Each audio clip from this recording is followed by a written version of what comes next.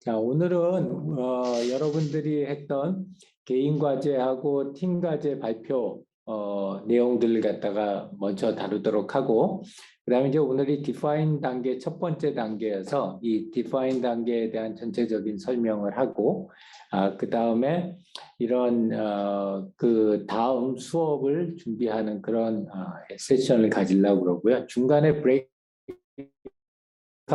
세션을 갖다가 두 번이나 세 번 정도 가져서 여러분들이 팀원들끼리 같이 이야기를 나눌 수 있도록 그렇게 진행을 갖다 하려고 해요. 자, 그래서 그러면은 일단 제일 첫 번째로 수업 진행하도록 하겠습니다. 자, 우리 이제 지난 시간에 했던 부분이 지금 여기 그림에서 보는 디스커버 단계를 갖다 진행을 했죠. 그래서 이제 첫 번째 주에 그 내용을 우리가 처음에는 봤고 어디저기를 했고 두 번째는 들었어요. 그래서 그렇게 한 내용들을 갖다 바탕으로 해서 시드 아이디어라고 하는 그림을 갖다 그렸어요. 그러면은 이제서부터 할 일은 그 시드 아이디어로 막 산만하게 확 펼쳐져 있는 그런 아이디어들을 점점 수렴해서 제일 마지막에 이런 컨셉 브리프라고 하는 걸로 수렴해 나가는 그런 과정을 진행하려고 해요. 그런 과정을 우리가 디파인 과정이라고 하고요. 그래서 이런 디파인 과정에서 우리가 이야기를 갖다 하고 싶은 거는 우리가 해당되는 디파인 과정을 갖다가 어떻게 진행할 것인지에 대한 이야기를 갖다 진행을 하도록 할게요. 자, 그래서 우리 디파인 단계에 대한 이야기를 하자면 이거를 통해서 우리가 앞에서 모았던 거칠은 아이디어들을 가지고서 정제된 컨셉으로 만들어 나가는 단계를 갖다가 우리가 진행을 갖다가 할 거고요. 그래서 이런 디파인 단계에서는 우리가 지금까지 많이 봐왔던 그렇게 엄청나게 많은 아이디어들을 갖다가 뭔가 새로운 컨셉으로 우리가 이해하고 새로운 아이디어를 만들어내는 그런 과정을 갖다 진행하려고 해요.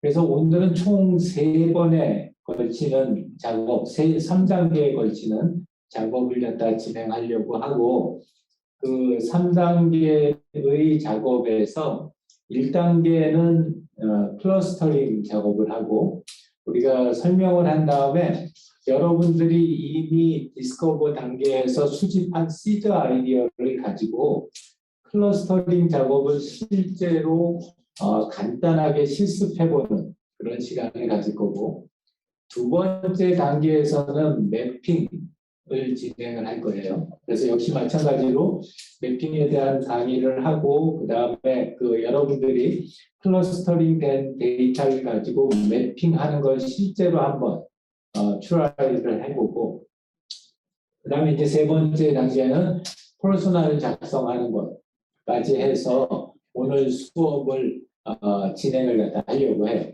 그래서 총 2번 또는 마지막 3번에 이 브레이크아웃 세션이 있을 거고, 그 브레이크아웃 세션 때는 팀별로 나눠져서 이제 여러분들이 실제로 한번 해보고 체험해보고 어떤 점이 궁금한 점이 있는지 이러한 것들을 갖다가 실제로 한번 질문 리스트를 도출해서 다시 만났을 때 우리 그 질문에 대해서 이야기를 나누는 그런 시간을 갖다가 갖도록 하려고 해요.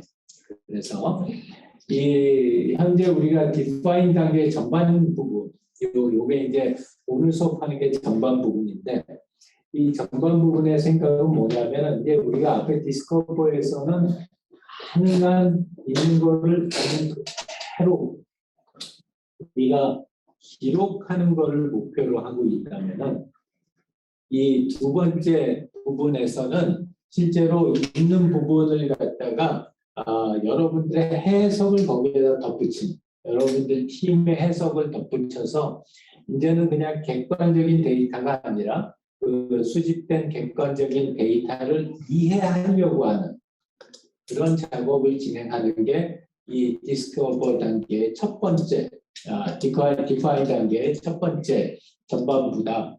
라고 생각을 하면 되고요. 그래서 이 전반부에서는 우리가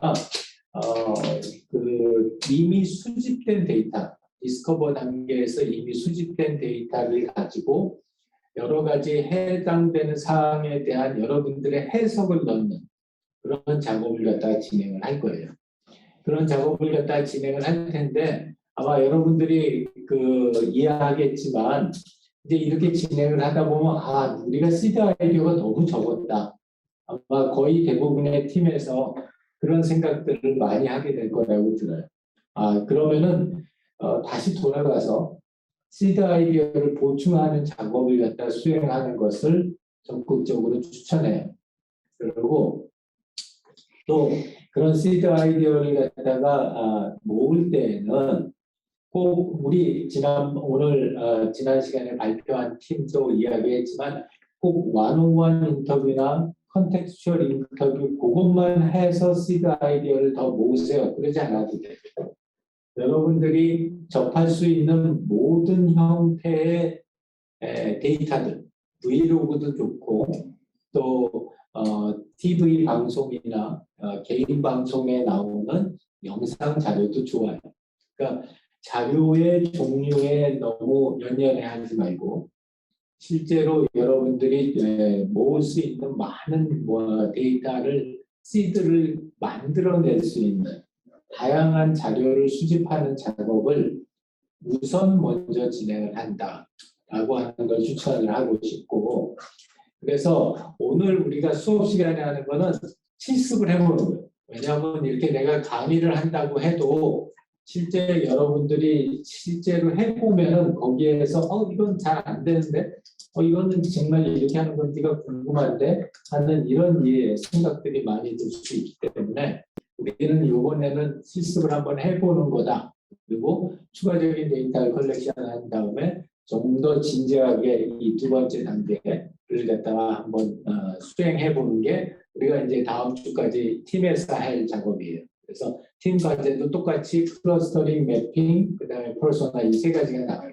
그래서 수업 시간에 실습해보고 여러분들이 질문이나 코멘트를 갖다 듣고 그 다음에 다시 실제로 해보는 그런 형태로 진행을 갖다 하려고 하고요. 자, 첫 번째 단계는 클러스터고요. 우리가 이제 이 클러스터에 대한 이야기를 갖다가 한 슬라이드 10장 정도를 해가지고 클러스터를 갖다 할 거예요. 이 클러스터를 갖다가 하는 걸 하고 나서 바로 브레이크아웃을 해서 팀별로 이야기를 갖다가 해보고 여러분들이 수집한 시드 아이디어를 직접 한번 클러스터링을 해보고 그리고 이제 다시 만나서 이야기를 하는 그런 형태로 진행을 갖다 하려고 해요. 자, 그래서 일단 클러스터라는 게 뭐냐라고 보게 된다면 실제로는 여러분들이 지금 시드 아이디어를 많이 가지고 있었잖아요. 시드 아이디어를 갖다 많이 가지고 있었었는데 그렇게 많이 가지고 있는 시드 아이디어들 사이에 어떤 그룹핑이 될까? 그래서 그런 그룹과 그룹 사이에는 어떤 관계가 있을까? 이런 걸 가지고 여러분들이 예를 들어서 1000개 시드 아이디어를 수집을 했다. 그러면 그 1000개를 하나씩 보기 되게 어렵잖아요. 그러니까 이제 그 1000개를 의미 있는 몇 개의 청크로 나누는 그런 작업을 하는 게 우리 시드 아이디어에서 클러스터링을 진행하는 방법이다라고 생각하면 될 거고요. 그래서 이 클러스터링은 총 4단계로 이루어져요. 그 4단계로 이루어진다고 하는 것은 첫 번째가 카테고라이제이션. 그래서 비슷한 애들끼리를 갖다가 묶고 거기에다가 이름을 써주는 거. 그게 첫 번째 단계, 카테고라이제이션. 그 다음에 두 번째 단계는 abstraction. 그래서 그렇게 모여진 애들을 다시 모아가지고 상위의 컨텍스트로 가져가는 거. 그게 abstraction. 그 다음에 세 번째는 그렇게 만들어진 클러스터들끼리 비교해서 차이점이나 공통점을 찾아보는 거. 그게 comparison. 그 다음에 네 번째는 이런 그 데이터를 통해서 더 큰 카테고리를 묶어 나가는 거. 이 작업을 계속 반복하는 거예요. 클러스터링이라는. 그래서 여러분들이 통계를 배우면 통계에서 클러스터 어나리시스라는 걸 배웠을 거예요. 그래서 이 클러스터 어나리시스를 한다는 것은 굉장히 많은 데이터들을 갖다 특정 그룹으로 묶고 그 그룹을 다시 묶고 그 그룹을 다시 묶는 인공지능 기법에서는 우리가 K-means 클러스터링이라고 하는 기법들이 있어요. 그것도 역시 마찬가지로 여러 가지 불특정 다수의 데이터를 묶고 또 묶는 그런 작업들이라고 보면 돼요. 그래서 이런 클러스터링 어나리시스를 갖다가 할 때 제일 기본적으로 쓰는 방법, 그걸 갖다 우리가 어피니티 다이어그램이라고 그래요.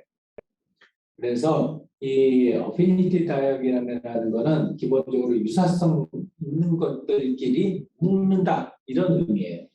그래서 이 서로 간에 어떤 것들이 유사한 애들인지 그리고 그런 유사한 애들하고 유사한 애들 사이에는 어떤 관계가 있는지 이런 것들을 표시하는 것을 우리가 어피니티 다이어그램이라고 얘기를 하고요. 지금 장표의 오른쪽에서 보이는 이런 그림들이 어피니티 다이어그램의 대부분의 이야기들인데 이걸 할 때 여러분들이 이제 시드 아이디어에서 이미 시드 아이디어를 이렇게 써놨었잖아요. 그래서 그걸 갖다가 보드에다 이렇게 붙이고 그 다음에 두 개의 포스트잇을 이렇게 들고 이거랑 어떤 점에서 비슷한 점이 있지? 이런 걸 갖다가 생각해보고 그 다음에 뒤에서 이게 이런 측면에서 비슷하구나 라는 걸 갖다가 알아보는 그리고 그 다음에 다시 묶여진 애들끼리 갖다 또 이 그룹하고 이 그룹은 이번에는 무슨 공통점이 있을까? 를 생각해보고 또 그걸 갖다 묶어서 그 상위 그룹으로 가는 그런 형태로 진행하는 클러스터링을 우리가 어피니티 다이어그램 방법의 클러스터링이라고 해요. 그래서 이런 어피니티 다이어그램의 클러스터링을 보게 되면 대부분은 여러분들 우리 아까 팀에서 했던 것처럼 포스트잇 형태로 해서 클러스터링을 하고 그 클러스터링에 대한 어떤 이름을 갖다 거기다 붙이는 작업을 하고 내가 이걸 갖다가 왜 이런 이름을 붙였고 왜 이것들을 동일한 클러스터로 했을까를 갖다가 생각해보고 또 거기서 그 다음 단계로 넘어가는 그런 형태로 진행하는 것이 우리가 이 클러스터링 어피니티 다이어그램이라고 하고요. 그래서 이런 만들어진 클러스터들 사이에 여러 가지 다양한 형태의 집합들이 있을 수 있죠. 뭐 원인과 결과일 수도 있고 아니면은 어떤 게 동시에 발생하는 상황일 수도 있고 여러 가지 다양한 방법으로 우리가 이 클러스터링을 갖다 진행을 하고요. 이런 클러스터링을 갖다가 진행했었을 때 가장 일반적으로 쓰는 방법은 지금 화면에서 나오는 것처럼 어떤 큰 화이트보드에다가 포스트잇을 가지고 각각의 아이디어를 쓰고 그 다음에 그 아이디어에 대한 레이블을 다는 형태로 해가지고 클러스터링을 갖다가 많이 진행을 갖다 합니다. 그래서 이런 클러스터링을 갖다 진행할 때 뭐 여러 가지 다양한 형태의 클러스터링이 있을 수 있겠죠. 그리고 우리가 채 안 채워졌을 때는 여기처럼 빈칸을 많이 두고 여기는 좀 더 많은 클러스터가 있을 것 같은데 아이템이 있을 텐데 그것이 무엇일까를 갖다가 찾아서 써보는 작업을 갖다 진행하기도 해요. 그 다음에 이 사례에서 보는 것처럼 실제 어피니티 다이어그램을 갖다 수행하는 과정을 갖다 보게 되면 이런 하이라키칼한 걸 갖다가 둬서 컬러 코딩을 두고 하이라키를 둬서 이 클러스터 안에서 어떠한 것들이 중요한 내용들을 가지고 있는가를 이렇게 프로세스별로 뭐라고 그럴까요? 정리를 하기도 해요. 그래서 진입하고 검색하고 비교하고 상담하고 배송하고 결제하고 기타 이렇게 쭉 가면 이거는 구매 프로세스를 기준으로 해서 어피니티 다이어그램 쭉쭉쭉쭉 나눈 거잖아요. 그런 것처럼 우리가 어떤 기준을 잡느냐 하는 거는 여러분들에게 전적으로 달려 있어요. 내가 현재 하고 있는 프로젝트가 이런 기준에 따라서 이 어피니티 다이어그램을 만들었었을 때 좀 더 효과적으로 전체 시드 아이디어를 클러스터링 할 수 있다라는 생각이 들면 그런 형태로 클러스터링을 해도 무방하다라는 거예요. 그래서 이런 형태로 뭐 다양한 형태의 클러스터링을 갖다 할 수가 있고 그런 클러스터링 방법들 그냥 이렇게 뭐라 그럴까 맨땅에 헤딩하려면 좀 힘들잖아요. 그래서 이제 사전에 기존의 문헌들에서 요런 템플릿을 가지고 한번 클러스터링을 해보세요. 라고 해서 제시한 이런 스트럭처가 있어요. 구조. 근데 이걸 꼭 뭐 100%다 따라서 해야 된다라는 건 아니고 이런 구조가 혹시 맞으면 써도 좋다라는 식으로 이해하면 될 것 같아요. 그러면은 첫 번째 이제 기존에 많이 그 추천하는 방식 중에 하나는 포인트즈라고 하는 이 프레임워크를 추천들을 많이 해요. 여기서는 뭐냐면 이 무수하게 많은 시드 아이디어 안에 있는 포스트잇들을 이런 6개의 클러스터로 한번 먼저 구분을 해보세요. 라는 측면이에요. 그래서 이 6개가 뭐냐면 첫 번째는 problem, 두 번째는 opportunity, 세 번째는 insight, 네 번째는 needs, 다섯 번째는 theme, 그리고 여섯 번째는 system challenge. 이렇게 해서 뭐 예를 들자면 이런 거죠. 어떤 문제를 가지고 있고 그래서 거기에서 어떤 기회가 있고 또 그걸 통해서 우리가 어떤 인사이트를 발견할 수 있었고 이 사용자가 가지고 있는 니즈는 어떠한 거고 얘네들을 묶었을 때 어떤 쓰임으로 우리가 대변할 수 있는지 그리고 그런 것들 실제로 구현할 때 시스템적으로 어떤 문제점이 있을까 이제 이런 것들을 모아서 요 6개로 구분을 해보는 거예요. 이것도 한 가지 방법이 있고 또 많이 쓰는 방법 중에 하나는 이 포인트를 갖다가 수행한 다음에 theme이라고 하는 게 좀 아리까리하니까 그 theme이라고 하는 걸 좀 더 나눠서 issue, so what, ideas라고 해서 TC라고 이야기를 해요. TISI. 그래서 theme이 좀 애매모호한 컨셉이니까 그걸 갖다가 이슈와 so what과 아이디어로 나눠서 이렇게 아이테마이징을 할 수도 있다는 거예요. 그래서 여기에 보게 되면 그 밖의 방법론들 가지고 긍정적인 경험과 부정적인 경험 또는 놀라웠던 경험 이런 형태로 우리가 구분할 수도 있고요. 그 다음에 이 팀처럼 happen, aware, motivation, benefit, user, relationship, generate idea, extend idea, recreate idea 이런 형태로 또 구분을 할 수도 있어요. 그래서 이 팀은 이런 식으로 구분을 갖다 했고 그 다음에 이런 형태로 뭐 다양한 방법들을 통해 가지고 실제로 구별할 수 있는 방법들이 많이 있다는 거예요. 그래서 중요한 거는 여러분들이 이 어떠한 걸 갖다 기준으로 따라서 클러스터링을 하는 게 좋을까? 라는 걸 갖다가 먼저 한번 생각해 볼 필요가 있어요. 우리의 시드 아이디어들이 지금 이렇게 모여져 있는데 그것들 중에서 어떠한 방법을 갖다 써서 클러스터링을 할까? 우리 잘 모르겠으면 가장 기본적으로 어피니티 다이어그램을 갖다가 아까 봤던 이런 어피니티 다이어그램을 가지고서 일단은 비슷한 애들끼리 모아볼까를 생각할 수도 있고 또는 여기에 있는 구매 프로세스처럼 플로우에 따라서 우리 한번 구분을 해볼까? 예를 들자면 갱년기 여성을 위한 건강관리 시스템이다. 그러면 그 갱년기에 들어가고 처음 시작했을 때 한창 갱년기였을 때 갱년기가 끝났을 때 이런 식으로 시간의 순으로 한번 해볼까? 또는 이 방법론 책들에서 추천하는 포인트, problem, opportunity, insight, needs, theme, system challenge 이런 형태로 해볼까? 아니면 그 theme을 더 나눠서 TC로 한번 해볼런지 아니면은 긍정적, 부정적, 중립적, 놀라웠던 경험 이런 식으로 한번 진행을 해볼런지 이런 굉장히 다양한 방법들이 있고 어떤 클러스터링을 할 거냐 하는 건 순전히 여러분들의 판단이에요. 내가 제안을 한다면 나는 첫 번째 뭐를 제안하고 싶냐면 가장 기본은 어피니티 다이어그램, 비슷한 애들끼리 묶는 거.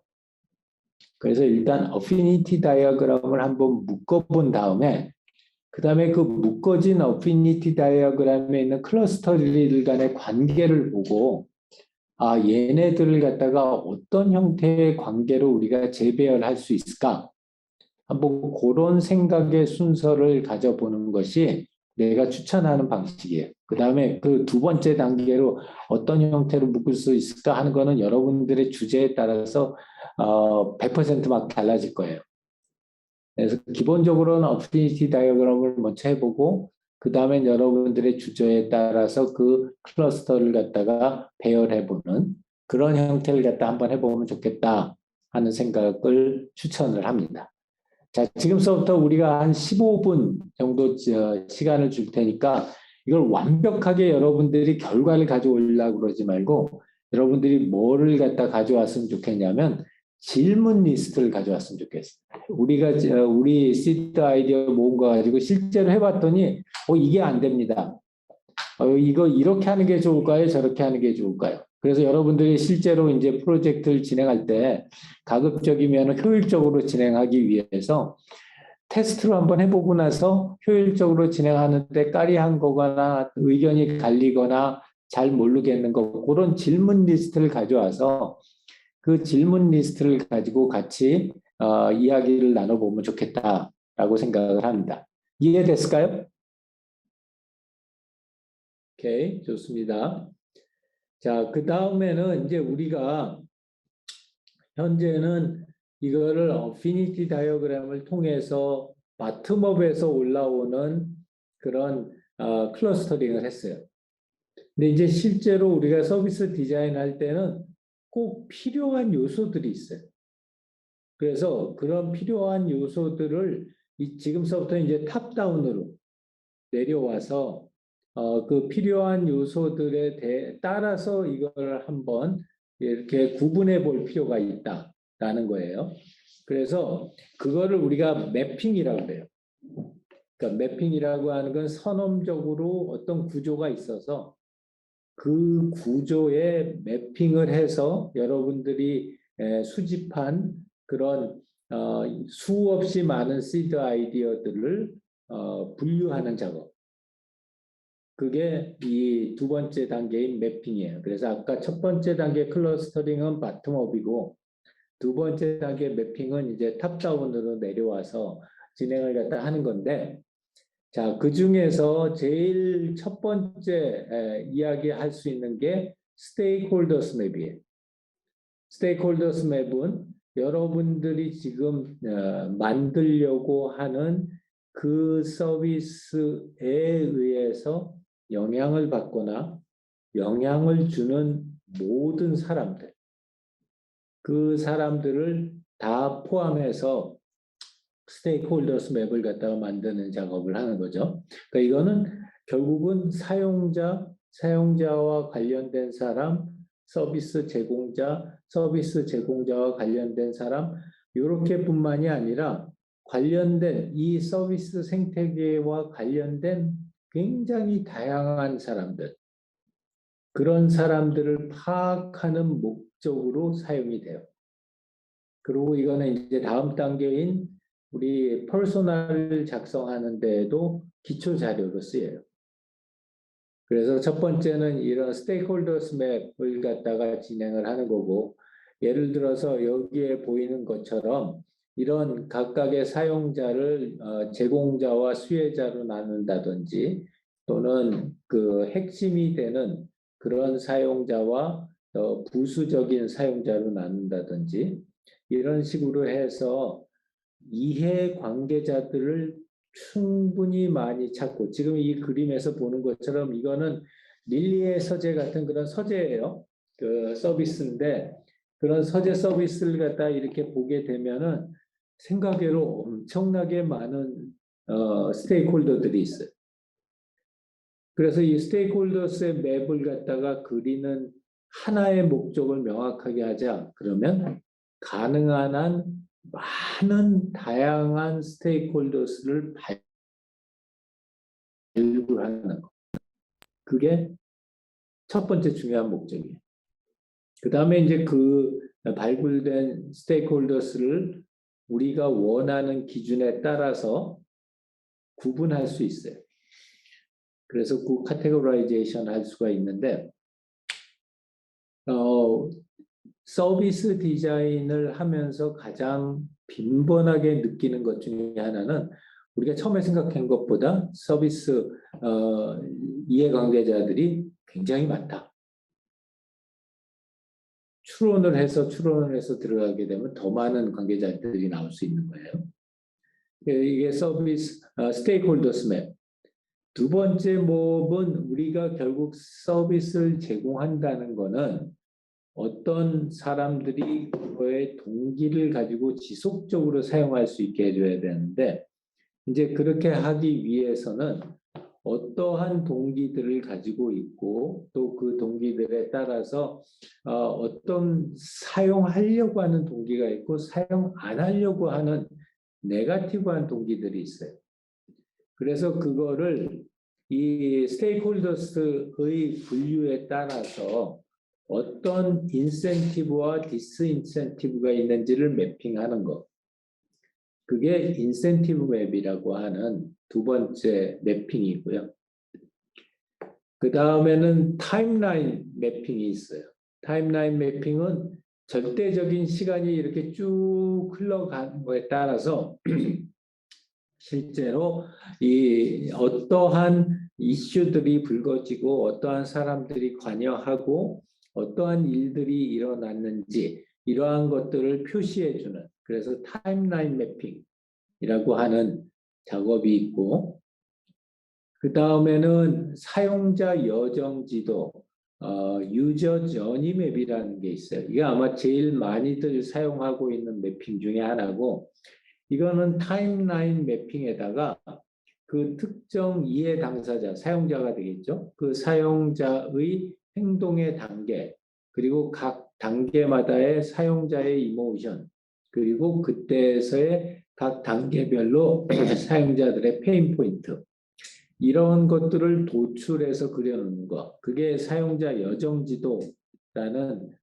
커스터머 저니 맵이라고 하는 매핑이고요. 그래서 이거는 상당히 많이 사용하기 때문에 이렇게 다양한 사례가 있고, 그 다음엔 터치 포인트 매핑이 있어요. 터치 포인트 매핑이라고 하는 거는 이게 실제로 사람들이 어떤 해당 자료를 갖다가 사용하는 시간이나 장소에 따라서 실제로 사람들이 보거나 듣거나 만지게 되는 서비스의 요소들이 무엇인지 그것들을 매핑하는 것, 그게 터치포인트 매핑이라고 해요. 그래서 이런 터치포인트 매핑 예시에서 보는 것처럼 지금 현재 여기에서는 장소별로 클래시파이를 했어요. 장소별로 어떤 서비스 디자인 요소들이 뭉쳐져 있는지, 터치포인트가 있는지 하는 것들을 갖다 여기다 해놨고, 그 다음에 기타 창의적인 방법으로 뭐 스테이크홀더스 맵이나 타임라인 맵이나 인센티브, 디스인센티브 맵이나 커스터머 저니 맵이나 터치포인트 맵이나 이 외에도 본인들이 생각하는 매핑을 할 수 있어요. 탑다운 형식으로. 아까 질문에서 나왔던 것처럼 어떤 치료법에 따라서 매핑하자 이럴 수도 있고, 또 치료 순서에 따라서 매핑하다. 그거는 이제 타임라인 매핑하고 좀 비슷한 형태가 되겠지만, 또는 유저 저니 맵에 따라서 매핑을 할 수도 있고, 또는 장소에 따라서 매핑을 할 수도 있고, 그래서 다양한 형태로 매핑이 가능해요. 자, 이래서 두 번째 우리 워크숍도 역시 마찬가지로 15분을 할 텐데, 이 워크숍 때는 일단 가장 기본이 되는 거는 이해관계자 매핑이에요.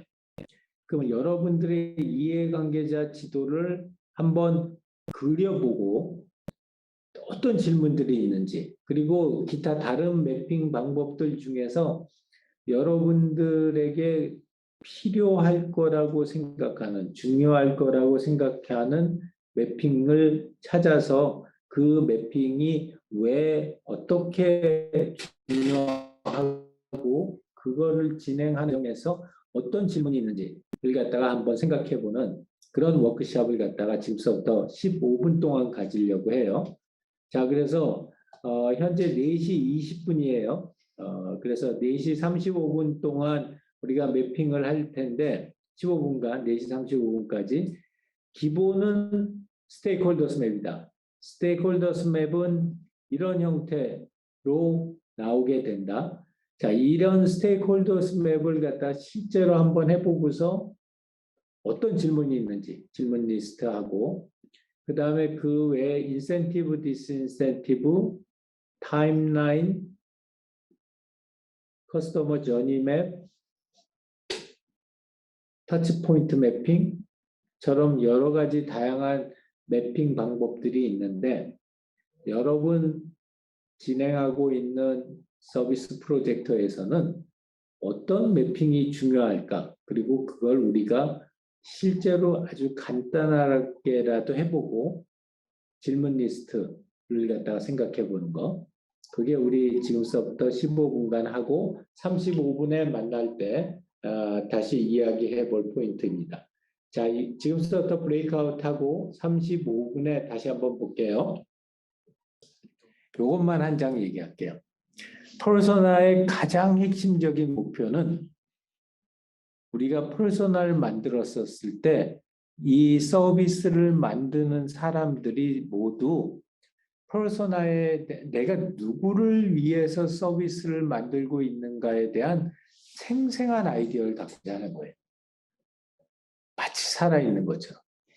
그런데 또 한 가지 중요한 거는 뭐냐면 이 사람이 진짜 살아있는 사람이면 절대 안 되는 거.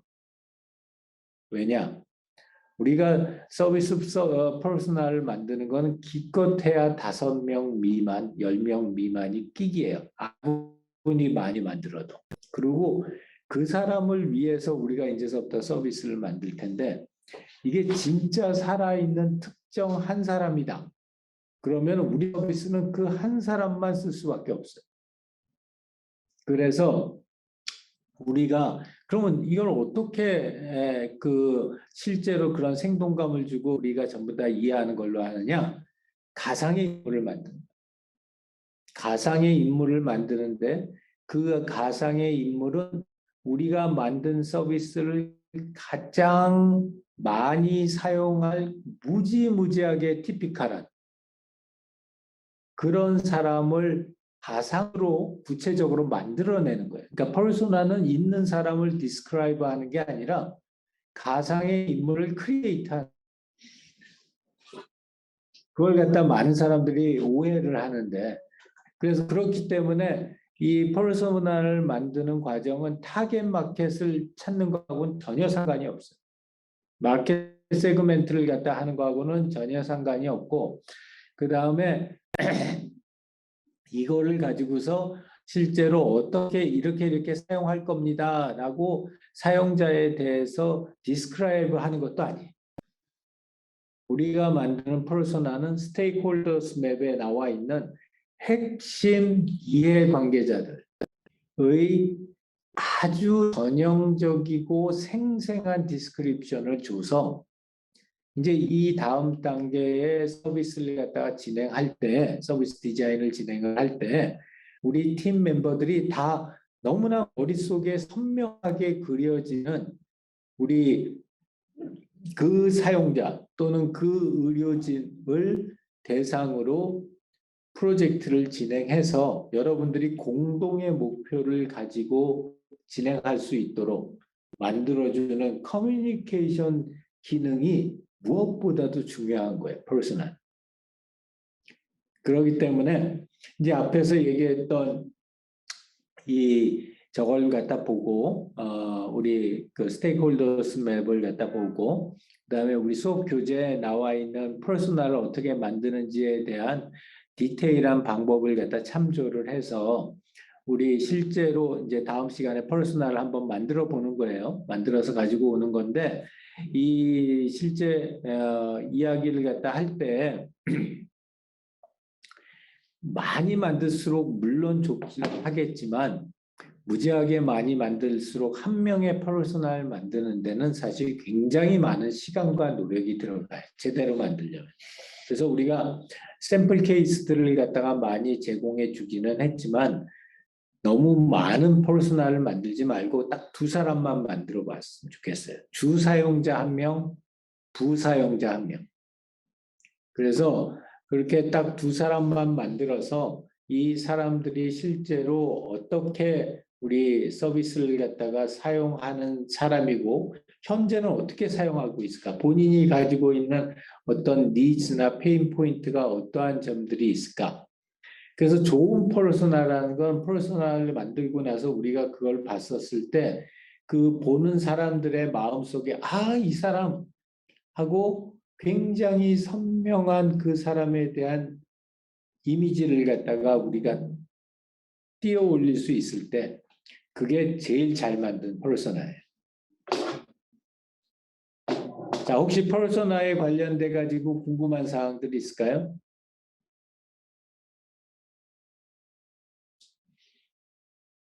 자, 없으면 우리 오늘 수업은 여기까지 진행을 하기도 하고요.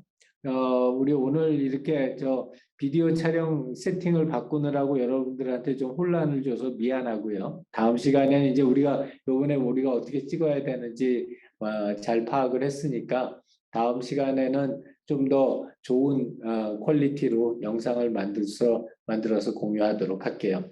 자, 수고 많이 했습니다.